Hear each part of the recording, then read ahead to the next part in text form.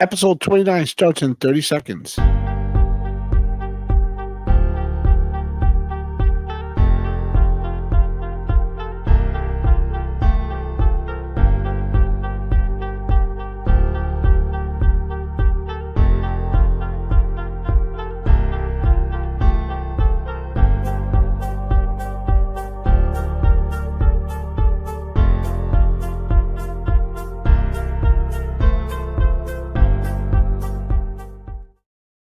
What is up, everybody? Yes, sir. Episode 29 is brought to you by Warrior Law Group. If you live in South Florida, been involved in an accident, do not deal with those insurance companies by yourself. Contact my buddy, attorney at law, Kevin Guerrero, at 954-751-9363. He will hook you up. He will take care of everything for you. Do not fight those insurance companies on your own and do not let them lowball you. Let Kevin handle it for you. My guest today is a Mexican American voice actor who's lent his voice to a bunch of animated series and video games.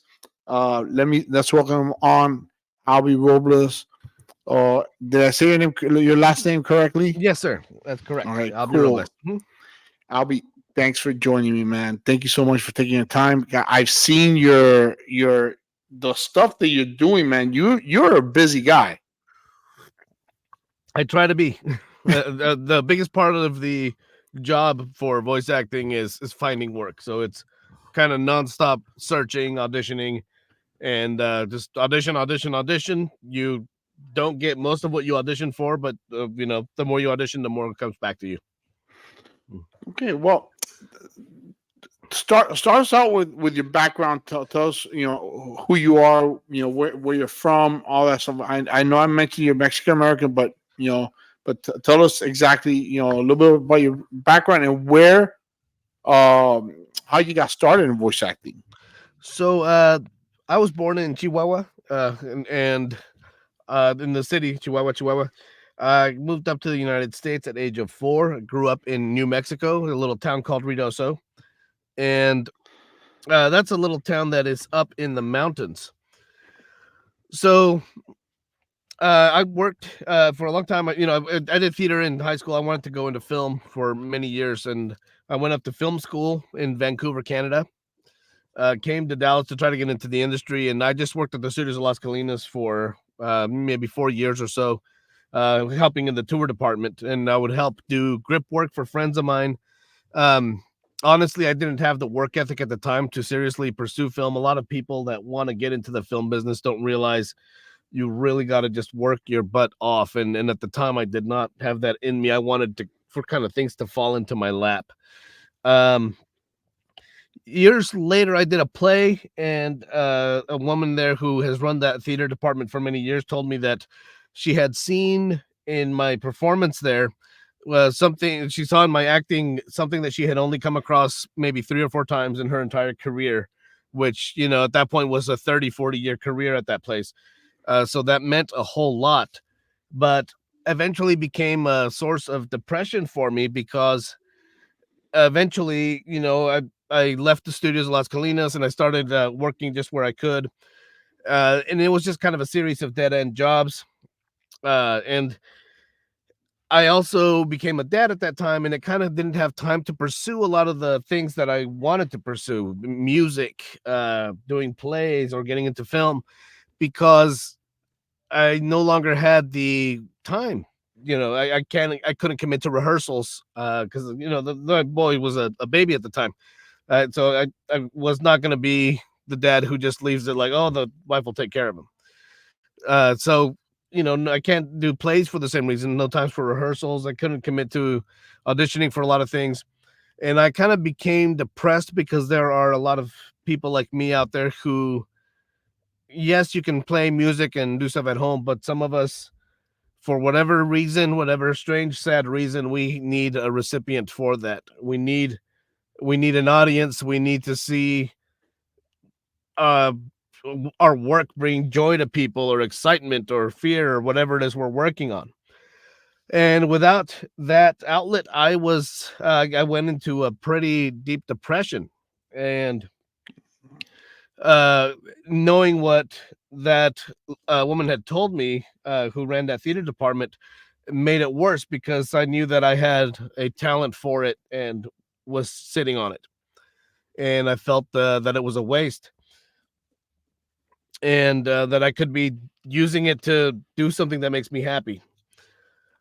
So, uh, I was working at a place that where we basically would sell uniforms to police departments, and a woman from another one of our locations called up on the phone. And when I answered, and she went, "Oh my gosh, Albie," and I said yes, and she said, "Oh my gosh, like you should go into some kind of voice work," because she knew me a lot from emails, but we had never actually talked. She had never heard my voice. Okay.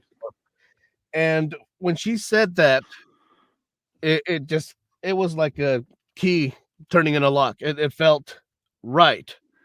I realized at that moment how long I'd wanted to do it, but I'd always seen it as this thing that you can't get into. It's like, oh well, surely that's a thing that 5 or 6 guys do it, and that's it. And I mean, I couldn't have been more wrong. I figured, well, this is something I can do from home, maybe if I really commit to it.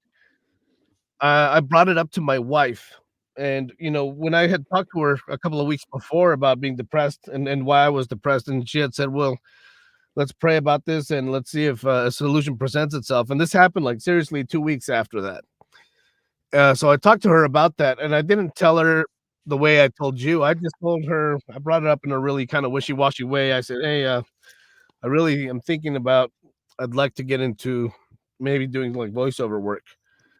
And then I immediately kind of self-corrected and thought it might sound silly. So I said, just like as a hobby or something, or like just to see if it comes more down the line. And she said, "Stop it."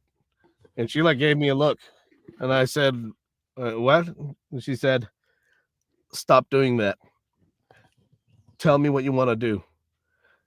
And I said, I want to pursue voiceover as a career. And she She knew your "Stop it." BS. She Yeah, knew you. How long have you been absolutely. married by at that point? How long have you been Oh, married? at that point, 15 years. Oh man, come on, Yeah, dude. she Yeah, knew, and she called me women out are on it. smarter than us, bro. Remember that. And also she made me voice it, like before that, I don't think I would have admitted to myself that I wanted to pursue it full on. But when she said okay, so I pursued it full on. Like at the time, I was a big, music guy. I listened to music everywhere I went. I cut that all off, and every time I was in the car driving to work, driving from work, driving anywhere I went, I was listening to podcasts about doing voiceover, and I got on all the Facebook groups. I asked all kinds of questions on there. I read everybody else's questions. I read all the answers and started kind of learning to separate. You get a lot of bogus answers from people that like started like a week ago and they're answering other people's questions like they're pros and they're not correct. That's kind of a dangerous thing financially for people. But I just did every bit of research I could. Like I went in feet first and I started recording out of my kid's closet. Like we have like a spare room where the kids, what we call the playroom, Hmm. and I lined up some bed sheets and stuff in there. It sounded horrible, and I kept that recording. It sounds awful, but I have it Oh, up, that's awesome, and the though. reason is that from time to time you get this thing that's called that they call imposter syndrome, where you kind of start convincing yourself that you're not very good, that you're not doing well, and for me, it helps me to go back to that recording and listen to where I started and how bad it is performance wise and how bad it is on the technical side, like the recording side, because you have to learn all of it when you're getting into this. And that's when I see how much I've accomplished. Uh, I started with every little job I could take, and yeah, like I said, you audition for 100 things, you might get one. And one of the first things that people have to get used to, and I think what makes a lot of beginners quit is that ratio of not the amount of stuff you don't get, and they think, well, I'm not good at it. And to be honest, at the beginning, that's probably true. You gotta make a bad song before you record a good one if you're a musician. You gotta make a bad movie and then make one that's less bad if you're a filmmaker, and the next one's a little less bad, and that's how you grow. And so Even Steven Spielberg, if I'm not mistaken, has done a couple bad films.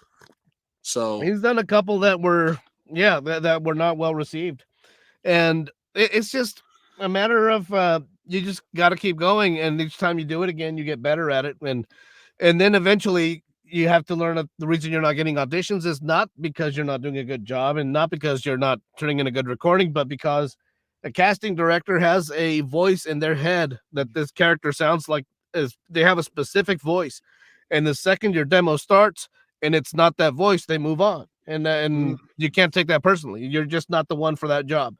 So, and I had one time tell him, like, you did great, like this, we just need a deeper voice, and that's not me. I don't have it. So that's a very helpful thing to remember for people coming in is don't quit. That the main reason you won't make it is that you quit. So just keep going. so obviously your wife was on board when you told her. When you Yes. say, hey, cut to the chase. You know, stop beating around the bush, cut through it. She was obviously on board, and that's awesome. And I love what she said, what she told you. Let's pray about it. I love that you prayed about it, and you know, Oh, that was great. you went to the big guy. You went to the big guy, and obviously guided you into the right direction. You know, And it really did, because it was like I don't know, if you see movies like Sixth Sense or Fight Club that have a big twist at the end, and they're showing you all the snippets from earlier, like all the clues together, and you're like, oh my gosh, it's all there. It was like that for me when the woman said to do voice work. I started thinking back at all these moments in my life where this is what I wanted to do. In fact, one thing that comes to mind in particular is that when I worked at the Studios of Las Colinas, a guy I worked with brought in these other two guys that they were gonna work on a movie with him on, and he said, "Hey, this guy's name is John Galt. He works. He's a voiceover guy. He's one of those guys that does voices for trailers and stuff." And I said, "Nice to meet you," and I asked how he got into that, and that question's almost it's a hard question because it's so different for everybody. I think a lot of people ask that question. I know I did at the time, meaning they're really asking, how can I get into it? And so it's kind of an awkward one to answer at times. And I don't remember what answer he gave. It was something similar to what I give to people. I'm sure that you got to work your butt off. You just got to work your butt off. You got to research. It was harder then, the internet wasn't as big as it is now. And it wasn't as full of information as it is now. But one thing that was really cool is that the very first time I got to go to Crunchyroll, they have on the door, they had kind of who was scheduled for at what time. And I took a picture of that so I could see who else was recording that day, because there was a guy coming out as I was going in, and we chit-chatted, and, so it seemed like this guy could be a friend. And I reached out to him later through Facebook, and we made friends on there, and we went out to have lunch, and it was the craziest thing. He gave me a pen, and he gave me this pen, and he said, "Hey, my dad is a big voiceover guy. For many years, he was one of the main voiceover guys in Dallas, and he would go in, instead of giving people business cards, he would give them pens. This pen right here, and so he said, so I still have a lot of his pens, and I give them out to people when I meet them. So here you go." And on the pen, John William Galt. This was John Galt's son that I was having lunch with, and it just, when things come back around that way, it's really cool. that's awesome, man. Now, and I see the setup. So, do you do your work from home, or do you have to go to a studio? The Or does only it time depend? I've done work outside of here is one time I was flown to Delaware for an animation production. They wanted all of us to Wow. record in the same room. And then when I go to Crunchyroll for doing anime stuff, I go out there. They're based out of Coppell. Otherwise, everything I do here. But when I started, let me tell you, I told you I tried starting out in my kid's closet. That didn't work out. And then what I learned is that you got to use a closet that's full, not an empty closet. Otherwise, it sounds like a big empty box. So I started out recording in my closet with the stuff I had, this little Zoom recorder, and little by little, I started upgrading equipment. Like every time I'd get a job, I'd put that aside. That I'm only allowed to use this money on stuff for this career. And so eventually I'd get a little bit of a better mic, and eventually I kept moving up. This thing that this blanket's hanging on, you can't really tell right now, but what that is, it's a big wardrobe with the doors open. And when I kind of got tired of recording in the closet, because basically at night I'd have to tell my wife, okay, I'm going to record a couple of auditions, so I need you to stay out of your bedroom when it's bedtime so that I can sit in there and record. And of course, at the time, very self-conscious, trying not to be loud, which really kills performances. But eventually we had this wardrobe, and it was in the corner of our living room. And what I did is I lined the insides of the doors with sound absorbent stuff, and then I got more of that stuff, some more of the foam to like line the whole inside of it. I drilled a hole in the top and put a mic stand upside down through it so that the mic would be in there. I put lights up in there, set up a space for my laptop, filled all the empty spaces with a bunch of junk so that there wouldn't be a lot of hollow noise. And I made it so that this sound blanket would sit on top of the doors, and when I'd go in there, I could drape it over behind me to get any noise from behind, any of the sound reflections. And that's what I used as my booth for a long time in the living room. But when I upgraded to a real microphone for the first time, I don't know if you can. It's this one here. Okay, yeah, I see it. I only use it some of the time now. Mostly I use the shotgun mic now. That is what's called a large diaphragm condenser mic, and it's what's ideal for voiceover. And these mics are so sensitive, they pick up absolutely everything. And so all the street noise, all the and so I got this giant piece of foam that's covered up right now. It's long, it's like 7 feet long, and I would shove that into our long window in the living room every single night at 10 p.m. I would turn off the AC. I would unplug the fridge. I would move 2 clocks to the opposite sides of the house because the ticking, it picked up everything. You never know until you get into voiceover how loud a refrigerator actually is. And every time I'd record from about 10 to 2, and then I'd have to put everything back, make sure to plug that fridge back in, turn the AC back on. And eventually I decided to convert this room, which took a lot of doing because this is a small kind of sunroom that used to be an outdoor porch. It got converted into a room. And so all the stuff that's on the walls and the concrete on the floor, that's all meant to last through all weather, meaning it's all very, very reflective of sound. This was a big echo chamber. It sounded like a cave. And there are so many layers of moving blankets on the wall, insulation, all kinds of stuff. And now it's very effective. We could be running the dishwasher right now in the house and you wouldn't hear it. Well, that's so equipment makes a huge difference then, huh? Well, equipment makes a huge difference, but the room that you're in makes as big, if not a bigger difference. A lot of people going into voiceover want that best microphone right away, thinking it's going to solve their problems. And in fact, it's going to point out the bad stuff a whole lot more. A great microphone in a bad space is going to sound like crap. And an okay microphone in a great space, you have probably heard commercials, like professional radio commercials recorded that way. Wow. Wow, you're giving me so much information, which is awesome, dude, which I never thought about any of that. How long does I see that you've done movies and episodes, like series. How long does an episode take? And also, how long does a video game take to record, or an animated full length movie or short? How long does it take to record? How many takes would it take? That all depends on a number of things. It depends on the size of the role that you have, and it depends on on how it's being directed, and it depends excuse me, and it kind of depends on just what's demanded. Like video games, for example, could take longer than animation a lot of the time, because while you would record for the cutscenes the way you would for animation, you're also in some cases, the first game I did, a lot of the games I've done never ended up getting released. That's how it is with a lot of Really?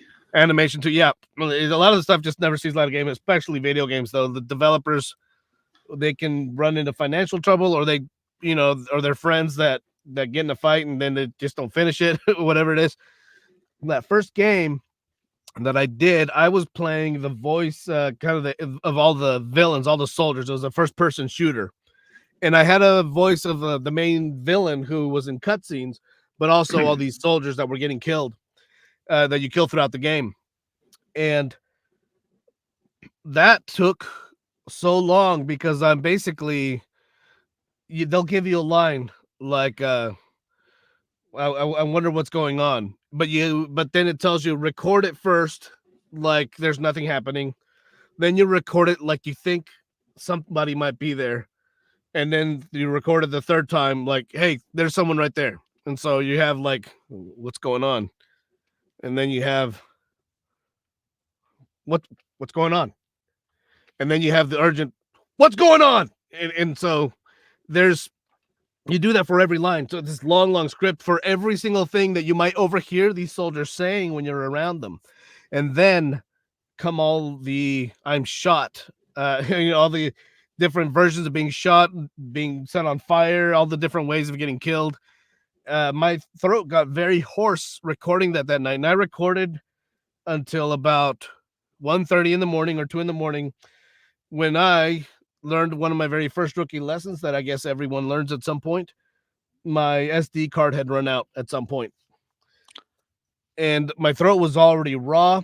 I'd gone through such a long script, and I had to go back to redo almost 40% of it. I wrapped up around 4 in the morning, and so video games take longer because you're doing these different reactions to things. Animation, Crunchyroll, I'm usually in and out pretty quickly because I do a lot of it's what's called like Walla, like a lot of, when you hear a crowd, I'm a part of that crowd. And then when there's one guy that runs up and says, hey, who's that? Says whatever, one line, like I'll go through like 3 or 4 of those guys that have one line, and then I'm out, so it's quick. They move very quickly at those sessions. You see the scene one time, then they play it again and you record, and that's it. You got to be good at cold reading, which is why I always recommend improv to people interested in voice acting. You got to have that skill set. Well, let me ask you this. Now, you said that some of the games, for example, I'm assuming, was that one of the games that didn't get released? The one that you said that, did you get paid for that, or you don't get paid unless it gets released? When you have a contract, you get paid no matter what. Okay. However, in that case, I did not, because it wasn't. That was just early on. I did a bunch of games and a bunch of things that were like for indie developers and stuff for free, because I wanted to get credits. I wanted to get my name out there. I wanted to get a portfolio, and I was able to get snippets of these games. Because some of them came out and looked great, and I was able to use footage of my voice in good looking games, and so I did a lot of these for free early on, or for very little, very low pay. But having that and having those credits up on IMDb has in turn gotten me more real work. And that makes sense, but that's good that you do get paid, even if it doesn't. I guess Yes, it kind of sucks that it doesn't show up, that it doesn't get released, but at least you get paid for it. Yeah, anytime you're doing like paid work, like you're getting paid for your time spent recording. Period. Then they have it, and then you can use it or not use it. One of my very first jobs that I did get paid at the time was the most I'd ever gotten paid for something. This guy wanted to start something called Laudio Books, LAW, and then DO Books, because he was a lawyer. And this was basically just a kind of a rundown of all the very famous kind of historic court cases that they use, when they're the cases that get cited, like, hey, these were the decision-making cases of so-and-so versus so-and-so. And this was the ruling on that, so we can't do this. And so it was a dry slog of a book to read through. It was an audiobook, and it was just basically reading court briefings, like what happened in this court case and what ended up being the decision. And it was for law students to listen to just kind of familiarize themselves with it over and over and over again. And what I did was just the first half, and we decided we'd break it up into two halves, and the guy paid me, and then he ended up not moving through with the second half. Like he just had all this work that fell into his lap, and for whatever other reasons, he just ended up not being able to do the second half, and so I did all this work, and it was for nothing as far as there's nothing out there to show for it, but I got paid. Any plans to do any other audiobooks? Yeah, I mean, I'm working on one currently. I usually have at least one audiobook that I'm working on. Really? Okay. Yeah, I mean, if you look up my name on like Audible, you can see several titles under my name. Some of them good, some of them not. Like the early stuff I did, the early stuff I did were not that great because they were these kind of, I was just kind of learning the ropes, and I don't mean that the books were not good. I mean that my narration of them was not good. But with ACX, you know, the deal is that once you put a book out, the contract is that it's out for 7 years, and then you can agree or not agree to have it still up. But there was one, oh boy, especially in today's like political climate, as far as voiceover goes, it's expected that a person of color plays a person of color now. You know, all the auditions I get now, they say, oh, they want an authentic Cuban accent, and so I won't submit that. They want a Cuban person, you know, and it should be that way, and it's a good direction for things to take. But in those early days of my career, I auditioned for this book of poetry, and they said, I want the author had just said, I want to see who can give some life to this poem. So I read it very dramatically, put a lot of feeling, a lot of heart into it, and the author said, man, you really brought this to life the way I hoped somebody would. And I got offered to narrate this audiobook, this book of poetry, which as I got into the second poem or so, I realized this was poetry by a Black woman, which I am not. And it was the most awkward thing. I'm reading these poems and I'm saying these words with a lot of heart to them, but I'm saying things like, I am a woman, see my power, I am Black. And it was so uncomfortable because that's not my experience to recite about. And but it was too late. I was locked in. And so that book is out there.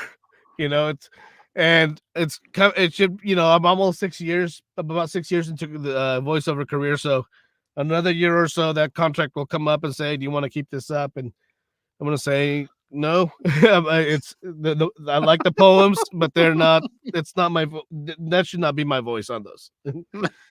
You really need a Black woman to read those and really give them the life they deserve. That is a great story, man. That is a great story. Any animated that has not popped that you've done that hasn't been released, or that they backed out of from releasing?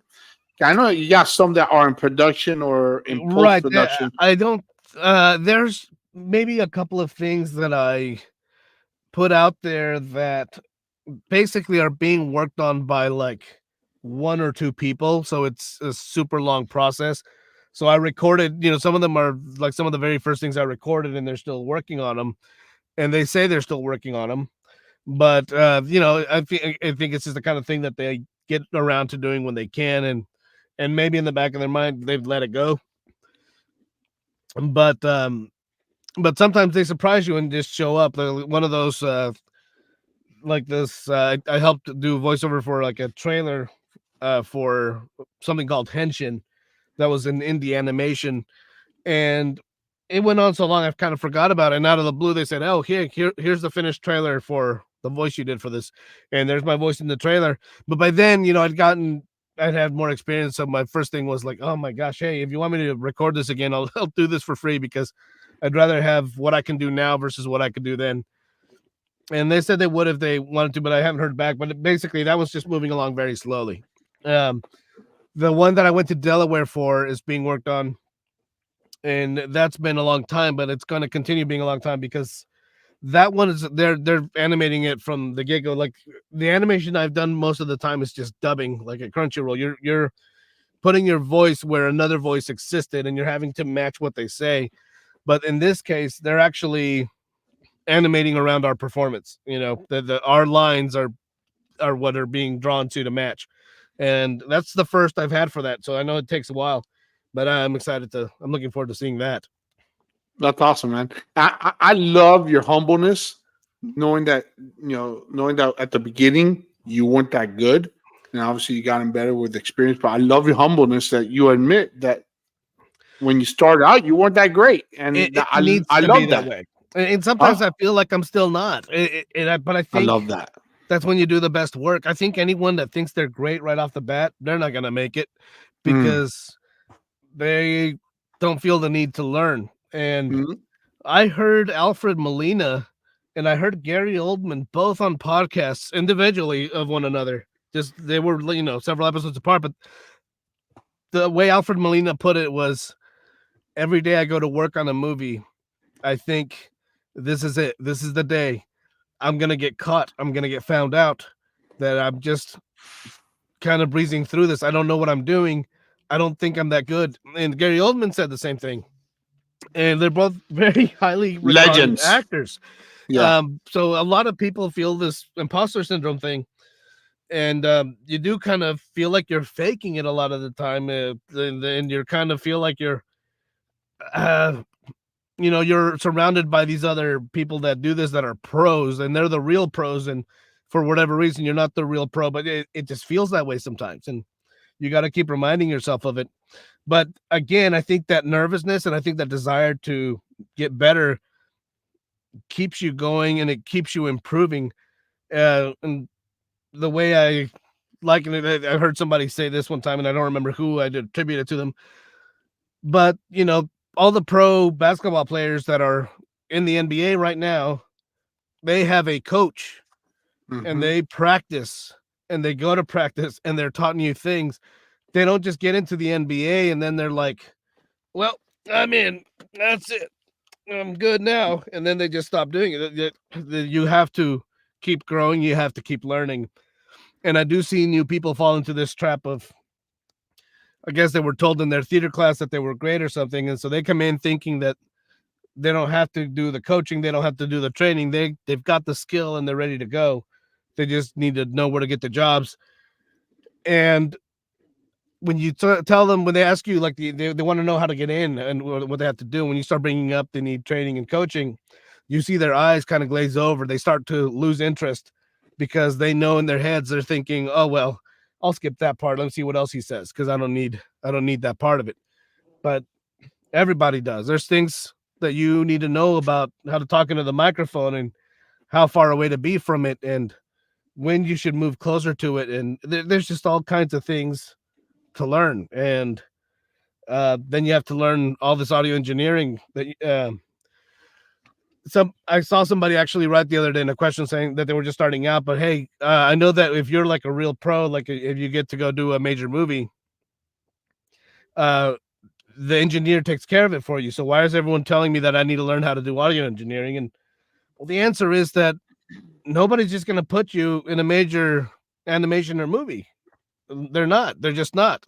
It's going to take you years of experience to get considered to be even to be considered for being considered. You have to build that up, and the only way you're going to get that work is if you can deliver what people expect you to deliver, and you got to learn everything for that. And you can't Yeah. just work on animation. You got to do boring commercials. You got to do boring audiobooks, and you probably need to do a bunch of corporate stuff to get that experience. And you got to get rejected a ton because you definitely need that experience because you got to thicken up your skin.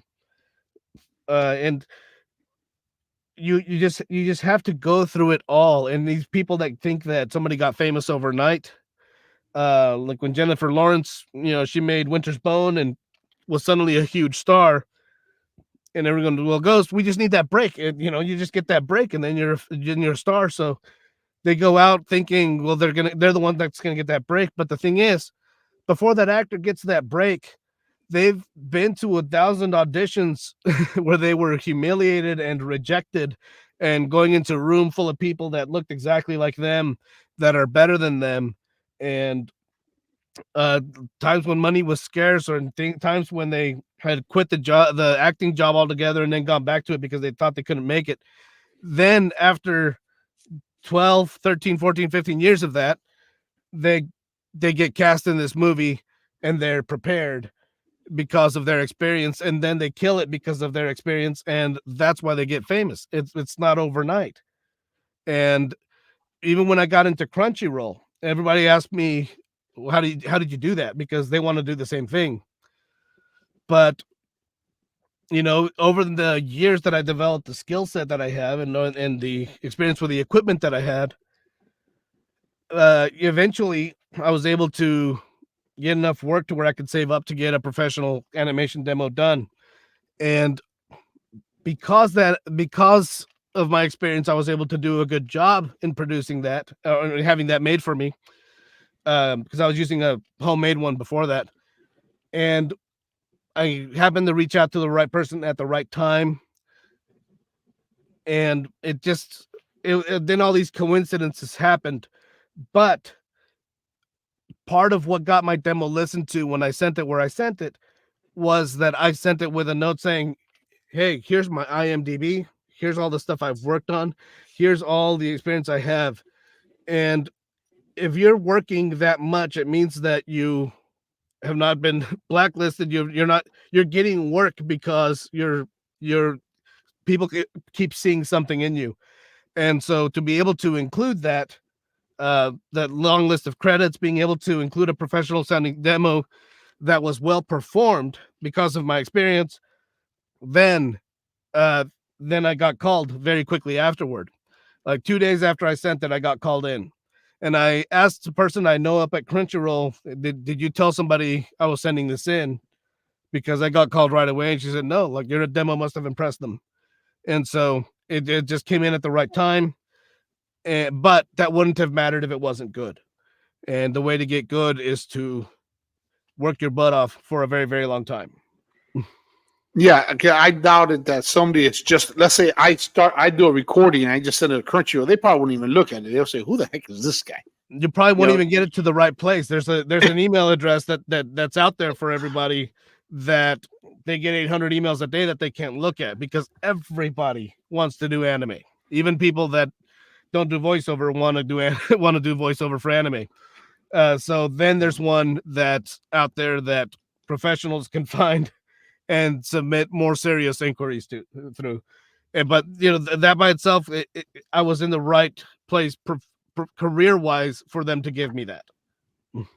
That's awesome, man. That congratulations, man. That's awesome, man. And I'm looking at your IMDb. I printed it out, and it's, dude. Thank you. Sorry, you cut out for a little bit there. No, that I printed out your IMDb, man. You have a lot of credits, man. You've done a ton of stuff, and like I said, you have 3 games coming out plus another 5. Let's hold on 1 second. You're cutting out quite a lot for these kind of large chunks. Let's give it a second to, I guess, buffer or something. Maybe go ahead again. Let's try again. Can you hear me now? Yes. Okay, good. I'm saying that I printed out your IMDb, your list, and it's impressive, man. You've done a ton of stuff, and now your upcoming, it shows 3 games plus 5 other, in development or in production or post production.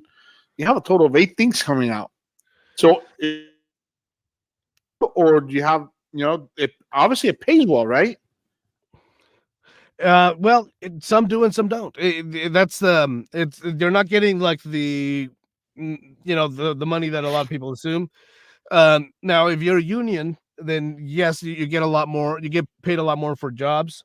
However, once you join that union, you're not allowed to take any jobs that are non-union jobs. Most of my work is non-union. In Texas, you're allowed to take some union work because it's a right to work state. And so I've gotten to be in a part of I think there maybe 3 union projects, which have been podcasts that are like,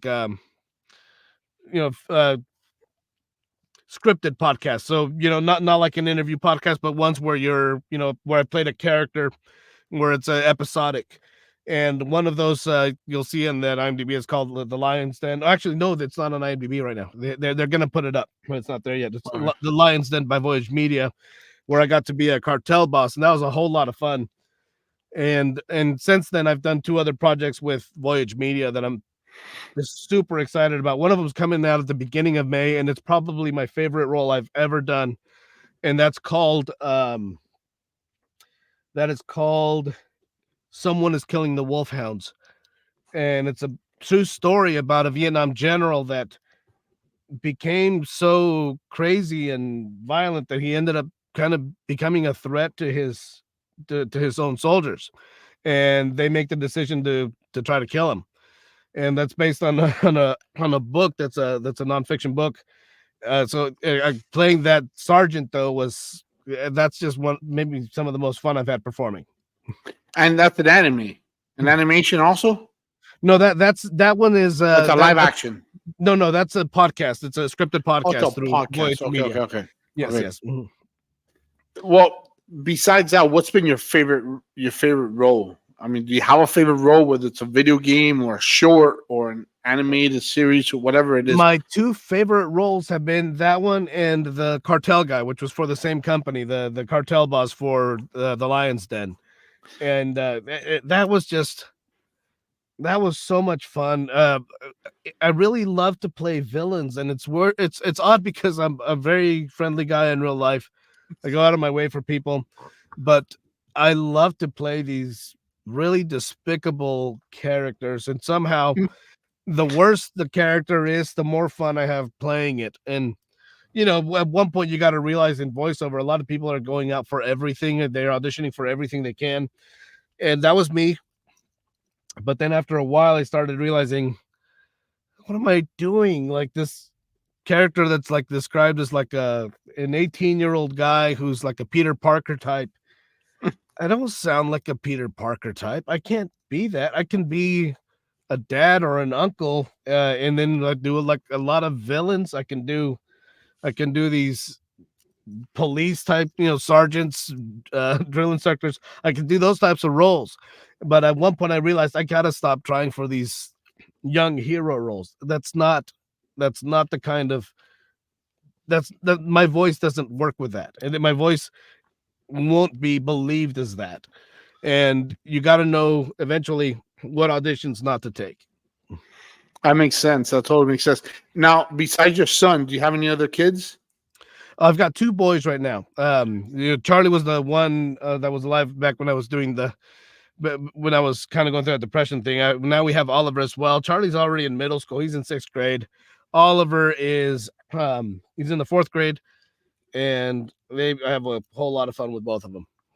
How do they feel when they look at any of your animations and they see that's my dad's voice? They're so proud. They're so proud. They're so excited. In fact, I'll tell you a really fun thing that happened with because of my boys. I don't know how old you are. I'm 47. Okay, right around the same age. Then you'll remember the arcade staple in the 90s, the X-Men 4-top video game, arcade game. In that game, Colossus had a very distinct yell when he would pick something up and throw it. It was this that he would do. And I always remembered that part of the game, that Colossus yell. And I tell my boys, and it's gone on for years now, I make up a story every night at bedtime. And it's about them interacting with different characters. And when they saw Lord of the Rings, they kept interacting with the Lord of the Rings guys for a while. And the whole joke with Gimli is that he was always kind of in warrior mode. So every time somebody would be like, oh, well, let me just sign that for you. And then he would go, because he was ready to pull out his axe and fight, because he thought that they were brandishing a weapon. And so that was the joke, is that Gimli kept doing that yell set off by absolutely anything. But that was 100% the Colossus yell. So my second time going to Crunchyroll, and this was to record for One Piece, and there was a scene where a bunch of guys are running to attack, and they're all yelling. And so when we did the take for me to do a yell while I'm running to attack, I did that scream that I did for the boy story. So I tell my boys, I told them, so yes, that's pretty common type of scream that you hear in anime, and it doesn't stand out a whole lot because it's mixed in with a whole bunch of other guys, but still, that scream is it is in One Piece in this giant show. This scream is in there because of you guys, and so they just think that's great. That's awesome, man. That's great. Um, who are your influences? Who's been your top influences? Man, I love H. John Benjamin, who uh is so funny in as Archer and as Bob and Bob's Burgers. And he I like him a lot because he really shows that it's more about acting and being convincing. I think a lot of new voice actors get caught up in this trap of how many voices can you do, and then they get into trying to do stuff that they shouldn't. They're not in the register where they should be trying to do it. Hmm. And when they can do it, maybe technically, but they can't do it well, and they can't act in it. Learn where your voice is and act in that. And John Benjamin doesn't change his voice for any of his roles. He does the exact same thing. He's just great at that voice. And the guy that plays Bender, can't think of his name at the moment, in Futurama, he does pretty much that voice in everything he does, and he is great.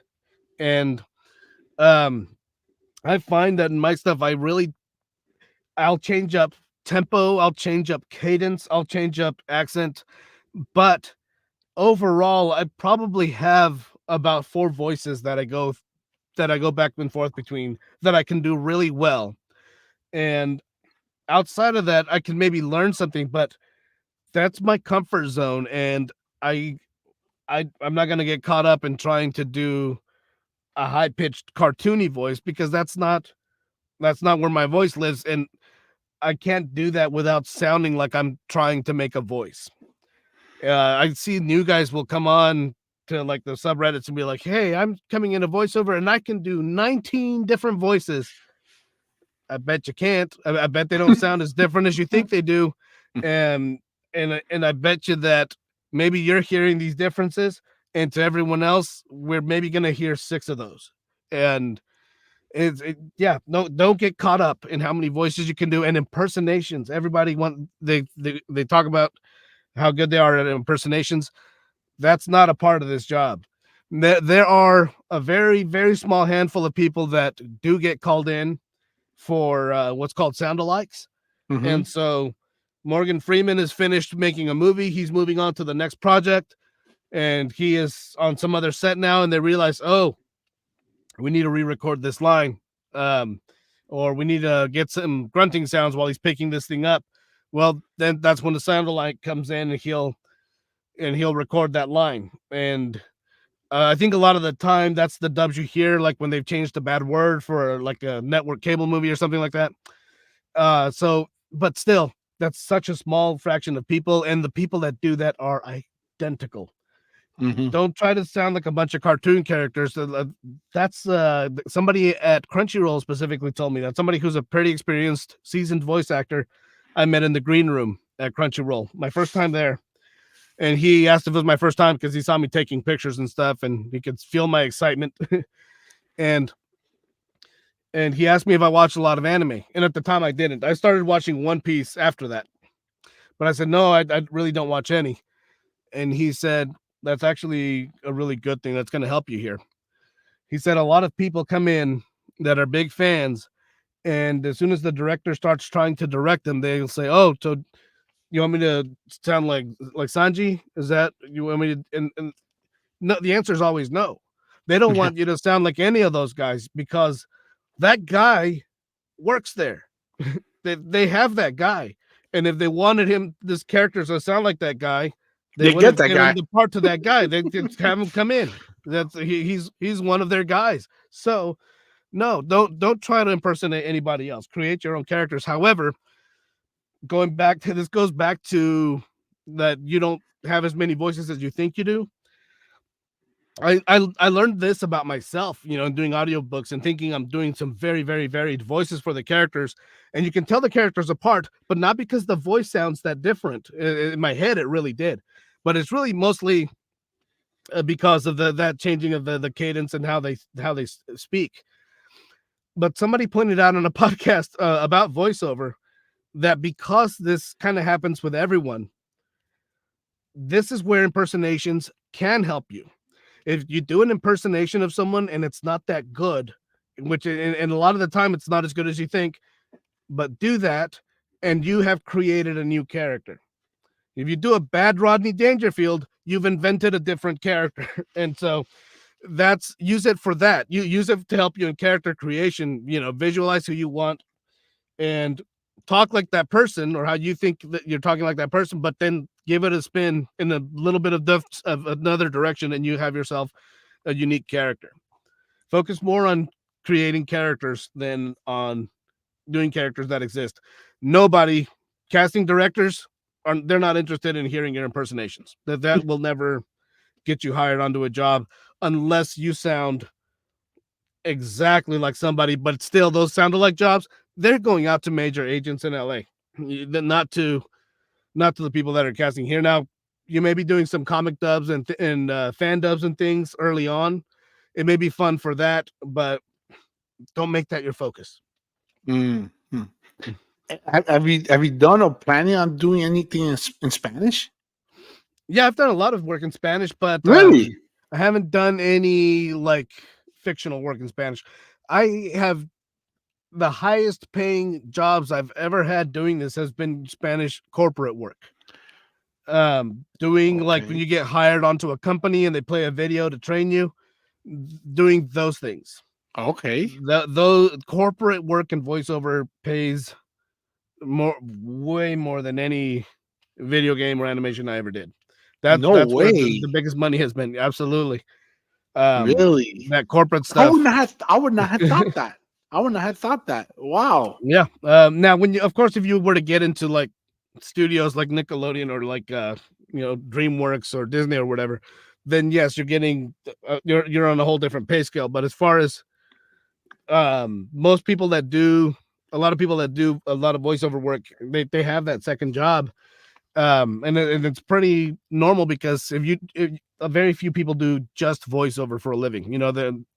They're either acting in movies and I do sound as well for production. I do a lot of going out to set and holding up the boom mic and mixing the sound out there, and that's a whole lot of fun. But you with voiceover, a lot of the time you do have to supplement with something else. But when you get those corporate jobs, those are nice to get. Cool. You just mentioned DreamWorks, Nickelodeon, and all. Any plans in working with them in the future, Uh, or I would love to, but like I said, those are those are typically auditions coming from some of the major agents, and I do have a few agents, but they're not sending those auditions to me. At least maybe when I have some more success, they will, or maybe I don't know. Maybe my agency does not receive those either. But like I've received some big auditions for things from time to time, but I also know like realistically, like the odds of getting there at this point are not quite there, but you never know. I go for it anyway. When Rick and Morty did their recasting, I got an audition for that show. really? They asked they sent out to audition for both parts, and I very quickly found out that Morty is not in my wheelhouse, but I auditioned for Rick. I assumed I wasn't going to get it, and I didn't. And but because I know that I've seen just going around like TikTok and stuff, I've seen people that can do it much better. But you go for it anyway, because that puts your voice in the ears of that casting department, and maybe later they'll go, "Hey, there was another guy that tried for Rick and didn't quite have that, but he sounded maybe it'd be good for this one." So we never know; something can come of that down the line. those big studios, they'll typically send auditions out that are LA only. They want somebody to go into their studios there for those types of productions. There are exceptions, of course, but while I would love to do some of that work down the line, I don't think I'm there yet, but we never know. Yeah, yeah. Any live action that you've done or planning on doing? Um, Will you I do? Will you come out and you do acting in front of the camera? I've done a little bit. I was in a Really? BBC production when I was like 19 years old. I did a BBC production called Disaster, and I got to act the scene alongside Tony Plana, who's been in Three Amigos. He was in the Punisher Yeah, series a yeah. couple years ago. He's a great Mexican actor. And I got to do a Love scene. Tony Plano. It was just him and me in a scene, just the two of us talking. So that was Really? pretty awesome. And recently I got to act in a documentary. I can't say much about yet, but it's not hasn't been released. It was a small role. I got to cry a lot on screen, so that was fun. It was for the reenactments of the documentary, and I I've gone to a couple of auditions for on screen. A lot of the time with those, it's more of stuff that I kind of have fallen into because I guess because of my nervousness, because of the anxiety that I get. It's so different to get up and audition in front of someone now because I've kind of gotten spoiled with the voiceover thing that my audition for voiceover, I'm not looking anyone in the eye. I'm not memorizing lines. I'm reading a script. And because of my improv skills, I'm able to put emotion into it as I'm reading a script and I read it and I record it. I edit and clean it up and engineer it and I send it in and I forget about it. And then sometimes I get an email back saying, "Hey, we want to use you for this," and that's nice. But I've gone past the point of where I send it in and I'm like, oh my gosh, I hope I get it. Because when you hang all your, put all your eggs in that basket, when you don't get it, you get extremely disappointed and hurt by it. And at first there was a lot of that. And then that skin thickens up and you get more used to that. And they say, submit it, forget it. And that's kind of what I do a lot of the time. Lately, I haven't been submitting as many auditions because I'm doing the sound work and I'm doing my podcast, the Scare Me podcast, and I'm doing a comedy show here in Dallas called the Maki Horror Picture Show, where we make fun of movies at a theater, kind of like Mystery Science Theater does, and that's a lot Okay. of fun. So I've got these things that kind of take up a little more time. So with voiceover work lately, I've auditioned a little bit, but mostly it's either jobs where somebody just requests that I do this job. I do a lot of IMDb entry for people, and then sometimes somebody will specifically say, "Hey, will you audition for this?" And I'll take those, and I'll do auditions that are sent out by agents and stuff. But I'm not out as actively pursuing auditions as I was. Okay. Okay. Um, I was gonna ask something else and I completely forgot. Well, you and your wife, how is she feeling now about your Oh, acting? she's so happy for me. She's excited for me. She's always been nothing but supportive, and I'm supportive back. She actually is. She's a teacher, but she's also an author, and she has written a series of books for anyone that maybe is on the spectrum or for whatever reason maybe have some sort of learning disability. But it's a bunch of children's books that are they're kind of for any grade because they all teach these social economic lessons, not economic, but like social lessons, and that basically here, this is how we should behave socially in certain situations. Here's why you shouldn't think in just like black and white thinking, like this is good, this is bad. It can be both. And so they're really great. And they're under what's called the Julie Jupiter Book Club. She writes under the name Julie Jupiter, and it's just this really great book collection. So I've helped her a bit with that, just delivering her books out to places for her, and while she's out teaching, and helping her at some of her events and stuff, being her assistant basically, and it's been really nice. That's cool. Do me a favor, send me the information of where people can find Oh, absolutely. her books and all that. We'll put that. We'll make sure we'll put that out and we'll put that on the description of this video. Oh, excellent, For excellent. absolutely. Also, I see you're into so. most of your enemies are Camp Blood. I see I'm in love with the villainous, Demonoids from Hell. So you are mostly into horror. And I see Yes. that the mask in the back. I love it. That's Freddy. The yeah, mask, Freddy Krueger. the glove. You got that's the Autograph glove. picture from the chainsaw. Well, it's not the glove. It's No, a glove obviously, that I but bought. it's a, Yeah. but it's a, that's Um, cool. but this Very is very cool. actually autographed by the cast of Texas Chainsaw Massacre. The poster Really? is actually autographed by Bill Skarsgård. And in this part, you can't really see it from where you are, but it's the leper in the movie. It is some of his boils, like his his little gross snippets of those prosthetics. And those were sent to me by the FX artist for the movie. I love horror films. I love Oh, horror films. massive horror fan. Me too. I'm a horror fan. You know, I get criticized of being a Christian, but I love horror. I Yeah. love horror. I love a good horror flick. As a matter of fact, I started watching Nightmare on Elm Street 1 and 2 over the So good. weekend. So good. It's awesome. They're classics, man. They're awesome. And as a matter of fact, living now, I'm originally from Florida. I now live in Dallas, in the Dallas area. I've been wanting to go to Austin and check out the filming locations for Texas Chainsaw Massacre. Yeah, I hear Oh, that that's man, where it was there's recorded. a couple on the roadway. That was the reason I got this is that one of these actors, Jim Sidhu, who plays the guy who owns the gas station in the original movie, he was the grandparent of Family Friend.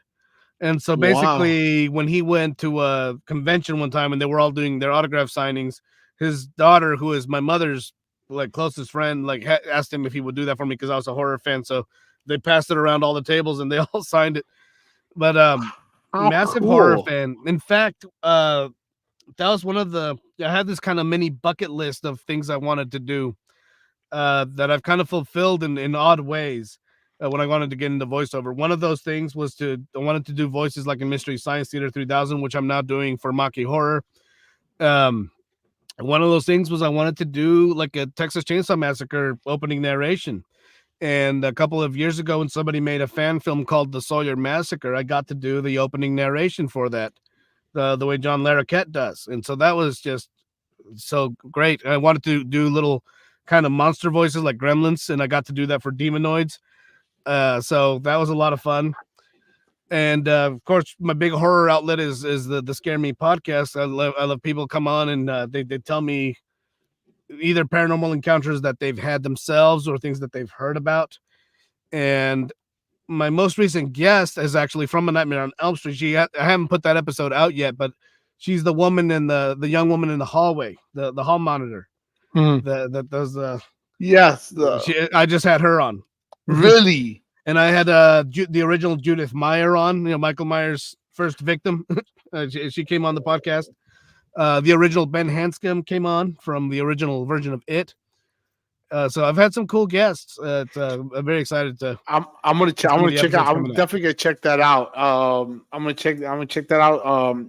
Yeah, send me all your links, man. I want to post everything, folks. Anything that has to do with Albie, it's gonna be any way you can find him. His IMDb page, all that's gonna be on the description. Anything else you want to add, man? No, just thanks for having me on. This has been a lot of fun. And if you're into scary stuff, if you ever want to be a guest on the Scare Me podcast, you're more than welcome to. Oh man, that would be awesome, man. I am a horror fan, man.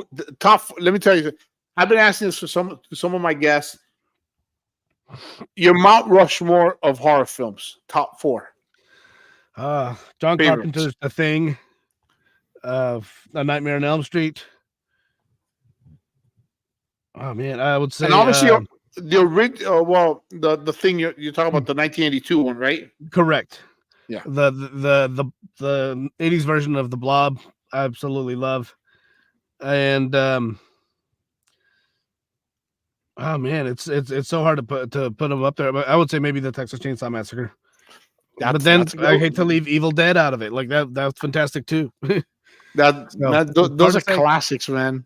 They're great movies. They stand up. It's funny. It's funny. My son my youngest, who's 19, one of his favorite horror films is The Thing, the Such a great 1982 movie. version. Mhm. Great movie. As a matter of fact, we recently rewatched it a few months ago. It's a great Man, movie.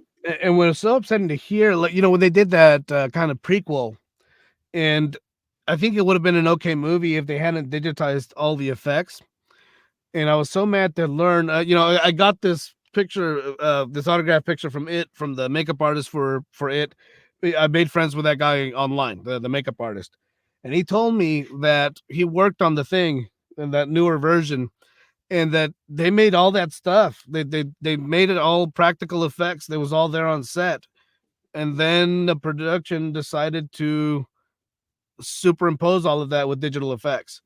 They had already made it. They'd shot it, and I'm sure it looked great. So there was just this decision that, oh well, this is more popular now, so we got to put this over it, which is it's such a shame. I think that movie would have been much better if they'd kept those original effects in. Original it or the remake it? Which one do you prefer? I'm talking about the prequel that they made. Yeah, I know they did a part 2, which which is the prequel. That's the one that they kind of just they just put all these digitized effects over the effects that were shot originally.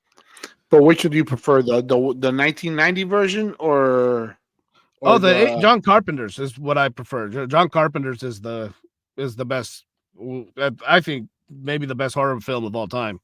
It's so scary. You have the horror that's going on, the supernatural, but even without that, you have this isolation and this mistrust of each other. That's just wonderful. It's so powerful. It's scary and it's good. It's well made. Yeah, it is. All right, man. Thank you so much for your time, man. Man, God bless you, man. Folks, if there's any questions that you have for Albie, any way of finding him, all his information is going to be on the description. Make sure, guys, that you like, share, and subscribe. God bless you guys.